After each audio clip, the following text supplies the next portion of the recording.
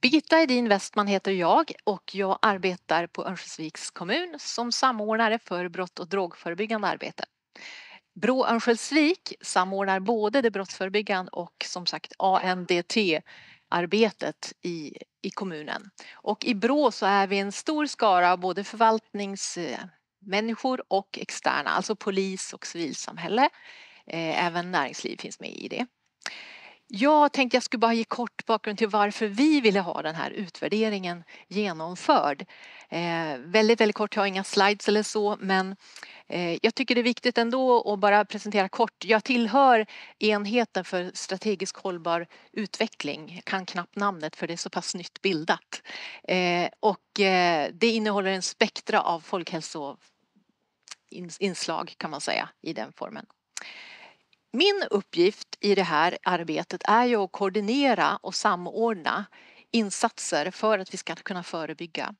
Och i främsta rummet kanske det ändå är barn och unga som är vår målgrupp, även om det gäller alla våra invånare. Det är många aktörer som är inblandade i de olika aktiviteterna som vi gör och i handlingsplanen så ingår väldigt många. Och det kommer Terese sen att komma in på att i starten när vi påbörjade den här önskan att få utvärdera så var det väldigt många aktiviteter som var i ropet, men på grund av covid så blev det en naturlig sållning kan man säga av det hela och det slutade vid 4. Ska inte komma in så starkt på vad det handlar om. Det kommer Terese att nämna. Men orsaken till det här att vi vill göra det är ju alltså en brist på kunskap av hur effektivt det är det arbete vi gör. Det är många olika aktiviteter som pågår som kan ha pågått ganska länge. De flesta och i alla fall de 4 som vi nu kommer att utvärdera är av universell karaktär. Även om det finns en del som också mer koncentrerar sig kring vissa målgrupper. Men det är barn och unga som har varit målgrupp för just det här projektet. Varför vill vi det? Ja, för det första så är det kunskapsbaserad. Vi vill ju jobba kunskapsbaserat. Vi vill ju jobba med det som ger effekt. Och våra resurser är ju inte oändliga som vi vet. Utan jag är rädd att framtiden kanske ännu mera innehåller begränsningar av resurser. Och då måste vi veta att det vi gör och det vi lägger ner resurser på det ger också den effekt som vi önskar att vi når syftet och målet.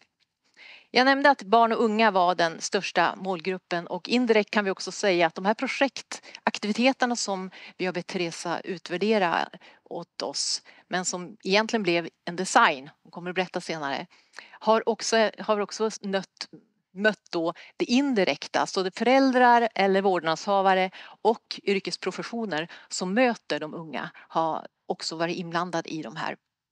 Problemen som vi såg och som vi tyckte växte under en period när vi diskuterade vilket projekt vi skulle ansluta till, det såg vi att det handlade om barn och unga som använde alkohol och droger. Alkohol har ju gått ner rätt generellt, men det blev synligare och synligare just i centrum och inom områden som tidigare inte varit så jättetydliga.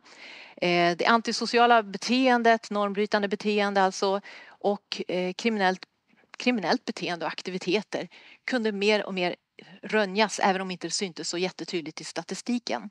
Och sen vet vi också att vi kunde se genom vissa undersökningar att synen och liberalismen mot droger också var något som tilltog. Och det här gav ju en mer otrygg situation av upplevd otrygghet naturligtvis. Vad vi ville veta av de här 4 nu som vi ville utvärdera, det var ju, ska vi fortsätta med det här? Eller ska vi ändra någonting? Ska vi skruva på någonting? Eller ska vi helt enkelt lägga ner vissa saker som vi gör? Interventionerna var både stödjande information till föräldrar. Det handlade om att få möjlighet att tidigt upptäcka och tidigt stödja. Och det handlade också om relationsbyggande, att öka tilltron och tilliten mellan unga och vuxna. Så de visste var de skulle kunna söka hjälp. Och diskussioner med tonåringar. Att det beteende och det man håller på med nu kan både ge antingen en skjuts uppåt till ett bra och gott liv eller skapa en nedgång i risker och problematik. Så vårt syfte är alltså att få ett arbete som är evidensbaserat. Och ni vet ju alla att från och med den 1 juli så är det ju inget ska vi utan det är vad vi ska göra. Vi ska jobba kunskapsbaserat och då behövs ännu mer kunskap. Vi fick ju inte till det med resurser med våra fondansökningar. Men vi är jätteglada ändå att vi har fått tag på en design tack vare samarbetet med Mittuniversitetet och Terese som vi ska väl använda och ta vara på. Så vi säger också ett stort tack till den möjligheten vi har haft att få de här 4 aktiviteterna designad för en utvärdering. Så får vi återkomma och göra den här, för nu kommer du att berätta om hur det hela gick till. Tack så mycket för mig. Okay. So here, one note that I want to do, and since there are other municipalities also listening, ideally, evaluation should be designed when you are designing the intervention. But here, as in many other cases, as I have been also doing a research in all European countries, evaluation, I mean, it's at the end, right, when already that there is an implementation, that someone suddenly says, okay, we should evaluate this, and calls an evaluator. Well, we can do things there. It's not so effective as if we had designed the evaluation during the time that we are designing the intervention in itself. In the case of Örnsköldsviks, when they asked me, let's do the evaluation, or let's plan the evaluation of these activities, well, we could think, or I would think at the beginning, okay, what is the objective of the activities? Do you want to decrease, do you think that you achieve to decreasing the amount of kids that are taking drugs? So we measure the kids that took drugs before. For example, we have a survey in schools. We measure the kids that take drugs after the intervention was implemented, so we can see if it was a decrease or not. It's not so simple as it happens in real cases, because they are doing a ton of different activities with the same objective. Right? So which activity is working, which activity is not working? So what we plan in this case, and since there was not, they had not made, again, it's not a criticism for Örnsköldsvik, because this is what it's been doing in many places. There had not been that trial phase, that trial stage before it was implemented. So what I propose in this case is look at mainly, let's see what are the short-term outcomes of the intervention. Let's evaluate this, and after we see what we can do with the long-term outcomes, and also we have to look at the process evaluation.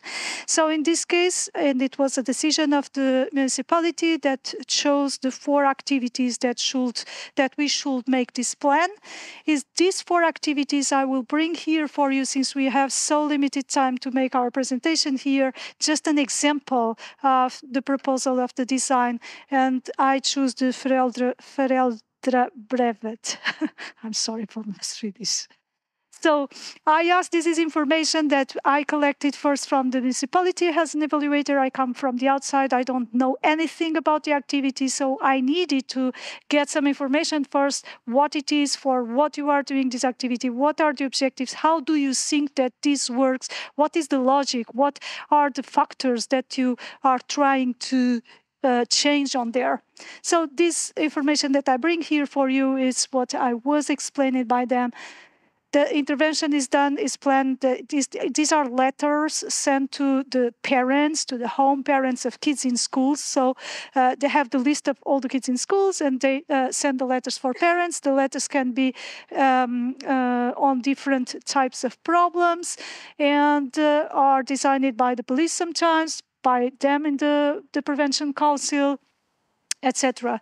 And the letters, the target population that they want to read these letters, or the parents of the kids that they want to read these letters, are different depending on the type of information. Might be on drugs, might be on traffic, for example. And it's not only letters. There is also sometimes information delivered in a video that they upload in the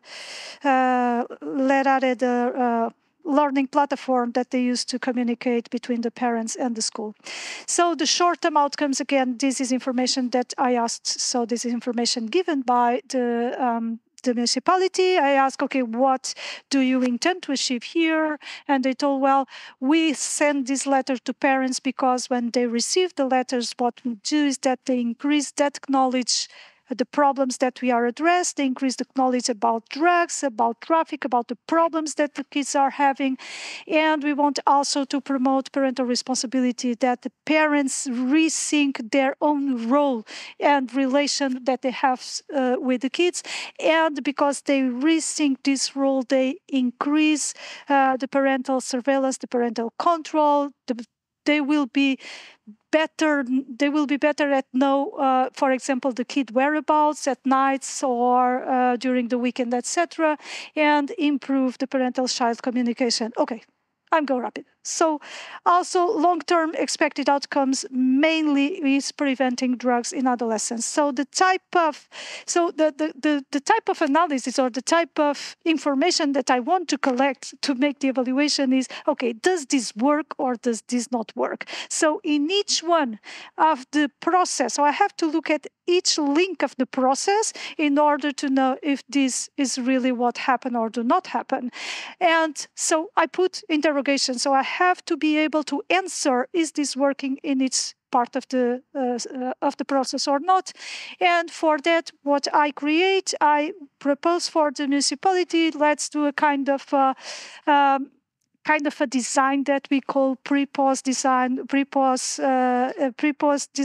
a control group. That is what it is that you have one group that is where you're going to apply the intervention, another group that you not apply the intervention, and it is equivalent to the group in which you apply the intervention. You measure things on them before the intervention, and you measure again the same things on them after the intervention. So you are able to see, okay, this changes, this doesn't change. In general, this.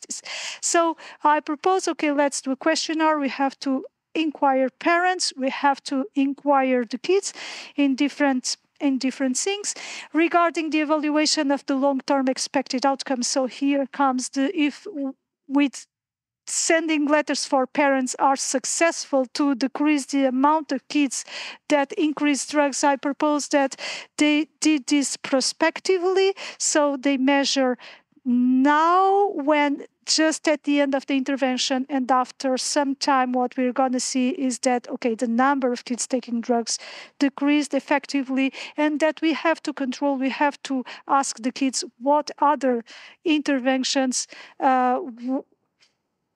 have been applied to them in order to control for this type. And finally, the process evaluation, what I plan here, or what I suggest, is that they have a register of the number of letters that they send to the home, the number of letters, for example, that are returned because are not read by the parent because the address is not correct, and randomly contact a group of parents to know, okay, have you received it? Have you read it? What do you think about it?